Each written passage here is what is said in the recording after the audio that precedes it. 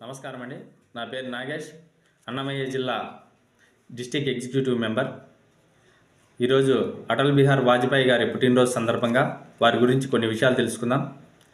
అటల్ బిహారీ వాజ్పేయి గారు మధ్యప్రదేశ్లోని గ్వాలియర్ పట్టణంలో 1924 డిసెంబర్ 25న కృష్ణ బిహార్ లాల్ వాజ్పేయి గారు కృష్ణదేవి దంపతులకి జన్మించారు.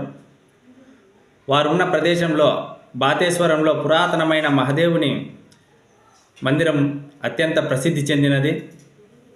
అక్కడ ఆ ఘంటారావాలు హరహర మహాదేవుని నినాదాలతో మధ్య బాల్యం గడిచింది. వారు సరస్వతి శిశు మందిరంలో ప్రాథమిక విద్యను అభ్యసించారు. గ్రాడ్యుయేషన్ పూర్తి చేశారు.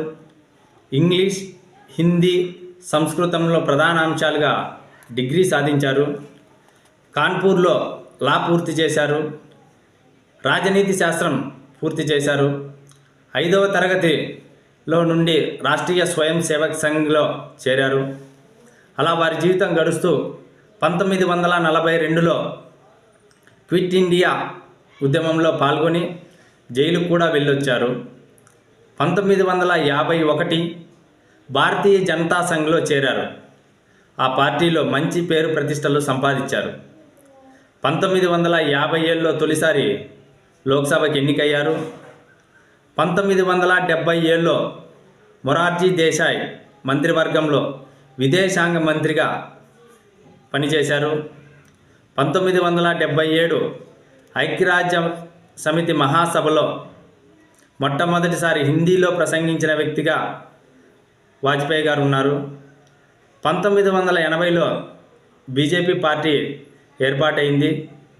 వారు ఈ పార్టీకి తొలి అధ్యక్షుడిగా ఎన్నికయ్యారు. 1996లో 13 రోజుల పాటు ప్రధానిగా పనిచేశారు. 1999 నుండి 2004 వరకు పూర్తి పదవిలో కొనసాగిన కాంగ్రెసేతర ప్రధానిగా రికార్డు సృష్టించారు. వీరు డిసెంబర్ 25, 2014న భారతరత్న పురస్కారానికి ఎంపికయ్యారు. లోక్సభలో వాజ్పేయి గారి స్పీచ్ చాలా బాగుండేది. ఎంతగా అంటే వారి స్పీచ్ విన్న నెహ్రూ గారు వాజ్పేయి గారిని మీరు ఏదో ఒక రోజు ప్రధాని అవుతారు అని చెప్పారు. 2005 డిసెంబర్లో ప్రత్యక్ష రాజకీయాల నుండి వీరు తప్పుకున్నారు. అప్పటికి వారి వయసు 81 సంవత్సరాలు. పార్టీ బాధ్యతలను ఎల్కే అద్వానీ గారికి, ప్రమోద్ మహాజన్ గారికి అప్పగించారు. వాజ్పేయి గారి పుట్టినరోజుని సందర్భంగా సుపరిపాలన దినోత్సవంగా మనం ఇప్పుడు జరుపుకుంటున్నాం. 1992లో పద్మ విభూషణ్, 2014లో భారతరత్న బిరుదులతో భారత ప్రభుత్వం సత్కరించింది. 2018 ఆగస్టు 16న వీరు మరణించడం జరిగింది. అప్పుడు వారి వయసు 93 సంవత్సరాలు. వాజ్పేయి గారు గొప్ప రాజకీయవేత్త, గొప్ప సంస్కారవేత్త, గొప్ప కవి, గొప్ప యుగ పురుషుడు అని అనుకోవడంలో ఎటువంటి ఇది లేదు. జై హింద్, జై భారత్.